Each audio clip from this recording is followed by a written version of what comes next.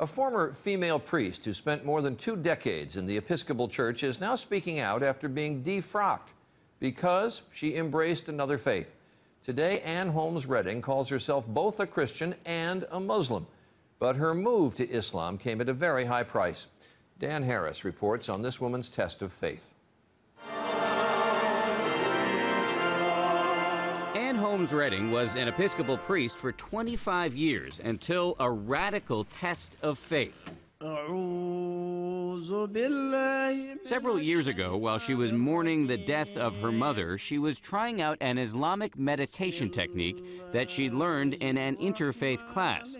And that, she says, is when it happened. It came with such clarity and such power that I could understand it as nothing else but an invitation from God. In fact, she says it was Jesus himself who led her to Islam.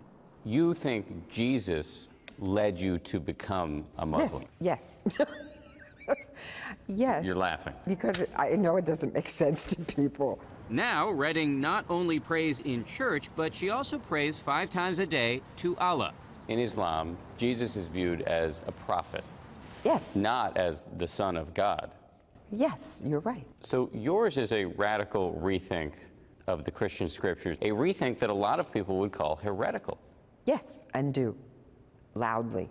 This spring, the Episcopal Church revoked Redding's right to be a priest. Being defrocked, I would imagine, was a pretty traumatic experience.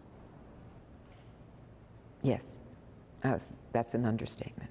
To imagine not being involved intimately in the lives of believing people, helping them understand their relationship and calling, baptizing babies. It's a big loss. It's a huge loss. Redding admits she still struggles to explain her transformation, even to herself. I am the one who's going to have to answer for this. I'm the one who's going to have to answer for what I've done with my life. And do you feel confident about that moment? It's in the best of hands. Dan Harris, ABC News, New York.